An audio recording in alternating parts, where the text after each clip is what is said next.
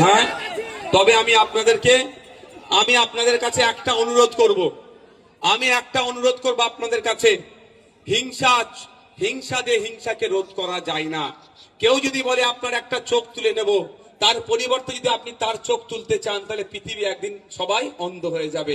অনুরোধ একটাই করব, অনেক ধমকানো চমকানোকে পাত্তা দেওয়ার দরকার নেই। সংবিধানটাকে মজবুত করে ধরুন। আমাকে অনেক আটকাবার চেষ্টা হয়েছে, আমার নামে আমার নামে প্রায় 20টা মামলা দিয়েছে, কিন্তু আমি মাথা নত করিনি, আমাকে কেউ আটকাতে পারেনি। কেন বলুন তো? আমি সংবিধানটাকে আঁকড়ে ধরে চলছি। তাই আপনাদের অনুরোধ করব, একদিকে বোমগুলি পিস্তল থাকতে পারে, একদিকে গুন্ডা মস্তান থাকতে পারে, একদিকে সমাজ বিরোধীরা থাকতে পারে। আপনি যদি সংবিধানকে শক্ত হাতে ধরে রাখতে পারেন, এই গুন্ডা মস্তান সমাজ বিরোধীরা ধ্বংস হয়ে যাবে। আপনাকে কেউ হিলাতে পারবে না, আপনাকে কেউ আটকাতে পারবে না। তাই অনুরোধ করছি বন্ধুগণ, অনেকে অনেক চেষ্টা করে। এই বকটুয়ে আমি এসেছিলাম, কিভাবে খুন করলো, কারা খুন করলো আর কারা জেল খাটছে দেখুন। ওই ফাঁদে আপনারা পড়বেন না। প্ল্যান মাফিক আপনাদেরকে ধ্বংসের দিকে ঠেলে দেওয়া হচ্ছে। দেখুন লড়াই কোথা হচ্ছে?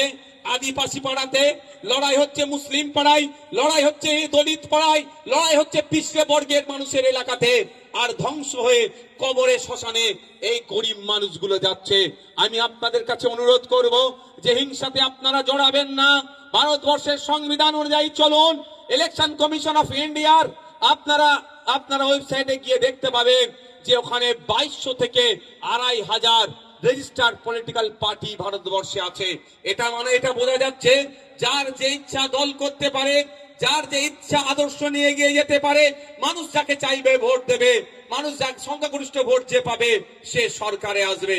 আমার বলার বক্তব্য যে আপনারা লড়াইয়ে জড়িয়ে পড়বেন না। আপনারা একবার আইনসভার মধ্যে যদি যান বা বিভিন্ন জায়গায় দেখবেন, সুজন চক্রবর্তী সিপিএম এর নেতা, দিলীপ ঘোষ তৃণমূলের নেতা, বিজেপির নেতা কুণাল ঘোষ তৃণমূলের নেতা, পার্থ চ্যাটার্জি তৃণমূলের নেতা, এরা একে অপরের এক জায়গায় বসে চা খাচ্ছে। আর লড়াইটা বোলপুরের বুথে, এলেমবাজারের বুথে, দুবরাজপুরে, দেউচা পাঁচামিতে, সিউড়িতে, এই সমস্ত জায়গায় লড়াইটা লাগিয়ে দেওয়া হচ্ছে। আমার বলার বক্তব্য, আপনাদের অনেক লড়াই হয়েছে, লড়াই চাই, লড়াই করে বাঁচতে চাই। অনেক বলেছে আমি এর বিরোধিতা করব না, কিন্তু এবার আপনার আমাকে বলতে হবে, নেতাই লড়াই চাই, জনগণ এবার দেখতে চাই। নেতাই লড়াই চাই, জনগণ এবার দেখতে চাই। আমরা কোনোদিন দেখিনি মমতা ব্যানার্জি আর শুভেন্দু অধিকারী হাতে হাতে লড়াই করছে। আমরা কোনোদিন দেখিনি মোহাম্মদ সেলিম সাহেবের সাথে অভিষেক বাবু হাতে হাতে লড়াই করছে। আমরা কোনোদিন দেখিনি অধীর রঞ্জন চৌধুরীর সাথে পার্থ চ্যাটার্জি হাতে হাতে লড়াই করছে। আমরা কোনোদিন দেখিনি এই পার্টির রাজ্য স্তরের লিডাররা নিজেদের মধ্যে লড়াইয়ে জড়িয়ে পড়েছে। আমরা কি দেখেছি? মিডিয়ার মাধ্যমে, মাইকের মাধ্যমে তারা লড়াই করছে। এই লড়াইটা তারা ওই অবস্থায় রাখছে, কিন্তু দিনের শেষে প্রয়োজনে তারা এসি রুমে বসে চা খাচ্ছে, এটা প্রমাণ আছে। আর আমরা বুথের মানুষ, চর্বি আমাদের বেশি।